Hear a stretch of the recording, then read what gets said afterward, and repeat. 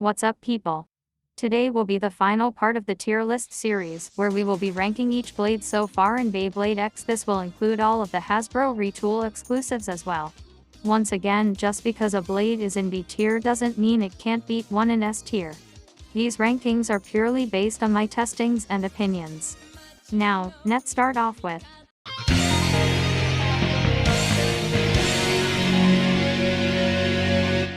first off in F tier, we have Tusk Mammoth. This is a Hasbro retool of Hellside. This blade is more hollow than Hellside, and is also slightly unbalanced. This blade is genuinely awful, having awful stamina. Megatron is also in this tier because it's the exact same as Tusk. These blades are absolutely useless. Next is Shinobi Shadow. What were they thinking? The entire point of a defense type is to be able to take big hits. Why on earth would you make this thing only 28 grams? This would have been decent if it was heavier, but it absolutely sucks because of its stupid weight. What the hell, Takara Tomy? Speaking of light, what the actual fuck happened to Dranzer and Drigger? They are both the lightest blades in the meta so far, and have really weird shapes too. Not to mention that they extremely unbalanced. Overall, the X over remakes so far are piss poor. Finally, we have Starscream, which is a retool of Wizard Arrow. This has the same issues as Tusk. It's hollowed out and unbalanced. Next tier, please, for the love of God.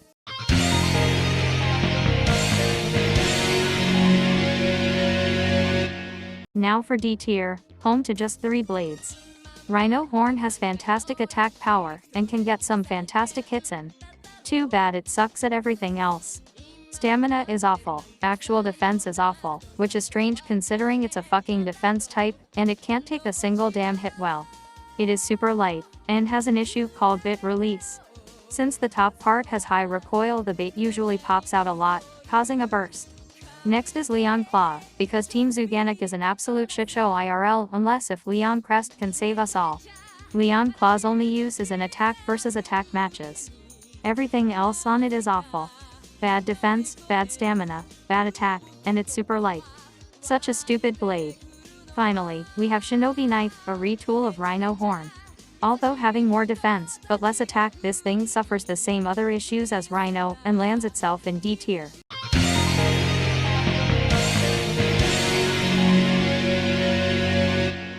First in C tier is Talentera. It's a retool of Viper Tail, and is Viper Tail, but worse. It's still decent, but its attacks are worse due to a rounded off shape, and a bigger gap. This big gap leads to it being very prone to burst finishes. Next we have Optimus Prime, which is a retool of Night Shield. It's in the same boat as Talentera, being a worse version of the original, but still being decent.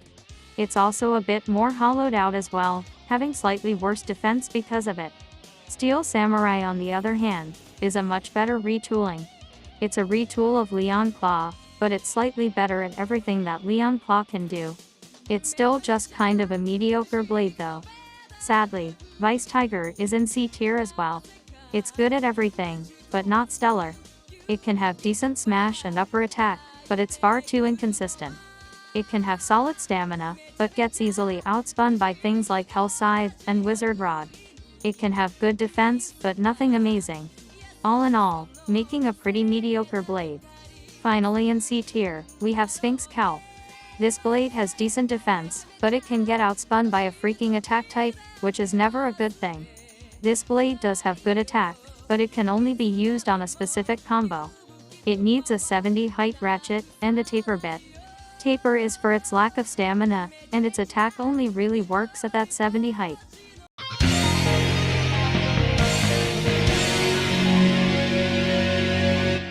Wizard Arrow is our first blade in B tier. It has solid stamina and defense, but is completely outclassed by Wizard Rod in every way possible. Night Shield is also in this tier. It has decent defense, being very useful on a tall high needle combination. However, the push of heavy attack in the meta lately has kind of set Night Shield back a bit. It's still a very good blade though. Dran Sword is a solid attack type, however it is a pain in the ass. There's these 3 small triangular contact points on the blade that wear down very quickly, making its attack slightly worse. However, Phoenix Feather solves this problem. It won't wear down like that. Both of these blades also have good stamina for an attack type, making them very versatile. Night Lance has even better attack than those prior two blades. However, it has a big burst risk, due to its huge gap. This blade is quite solid on taper though, and makes for some solid hits. It pains me to say this, but my favorite blade, Viper Tail, is only B tier. This thing has these 3 very sharp V contact points on it that can hit with the intensity of a gouging knife, but only if you master its technique. From what I have observed, there is only a specific way that this blade works for attack. First, you need a 60 height ratchet and low flat. Second, if your opponent is one that dwells in the center, you need to do a flat launch, and immediately do an extreme dash attack. Every rotation decreases Viper's force, so you need to immediately attack. And third, pray to God that you aimed right, and hit your opponent. If you did, 90% chance that you would win the match. If not, then you will lose no matter what. This blade is very high risk, high reward. Next up is Black Shell. I loved this blade when it first got revealed. Then Takara Tomy came up to me and said, "Hey, fuck you. Why do they make defense types so light? They can't fucking work if they're light." That said, this blade is pretty good. Sure, it's too light to work completely for defense, it can still kind of tank hits. However, its true greatness comes from its attack.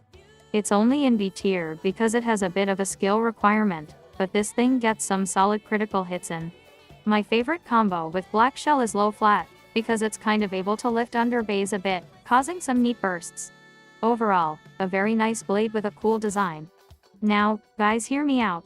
Please don't find where I live and throw several guilty blades and karma discs at me when I say this, but Cobalt Dragoon is only B tier.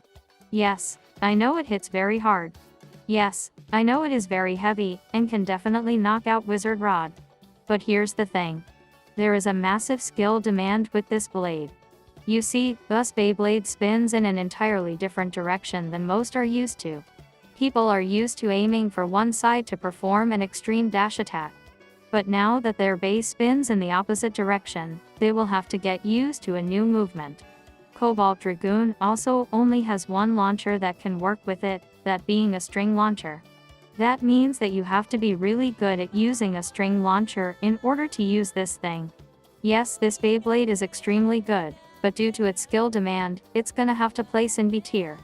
Finally, we have Hell's Hammer here.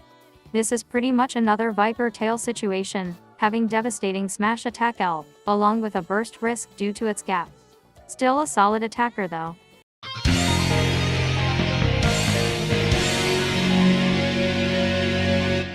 Starting us off in A tier, we have Cobalt Drake. This heavyweight blade is pretty good for attack, and is quite handy on rush. What the fuck else do you want me to say about this blade? It's a freaking tank like all the other current heavy blades.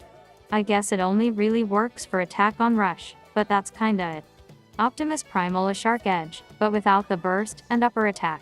It still has the smash attack from Shark Edge though, so it belongs in A tier. Hell Scythe is a great blade for stamina due to its aggressive and round shape. It bullies other stamina types, making them lose their stamina. I can say the same thing with Unicorn Sting and Wyvern Gale. They have the exact same strategy and usage as Hell Scythe, and they can even be used on some niche attack combos. However, these two have a huge gap, adding some burst risk to them, so be careful. Hell's Chain is the best blade at being a balanced type. This blade has good stamina, attack, and defense. The best bit to use this blade on would definitely be point though, especially because this part is really good at attack versus attack fights. Finally, we have Dran Dagger. This blade is a simple, yet very effective smash attacker.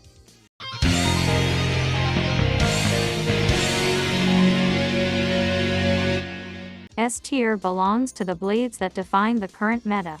These are the big dogs of Beyblade X, starting us off with a creature so disgusting that I genuinely don't want to talk about it. I have Wizard Rod. No further discussion needs to occur about it. It doesn't deserve my time. This thing needs a ban. Phoenix Wing is a blade that I do want to talk about though. It's very heavy, making it useful for several things. This blade is very reliable for attack, and can dish out earth-shattering hits.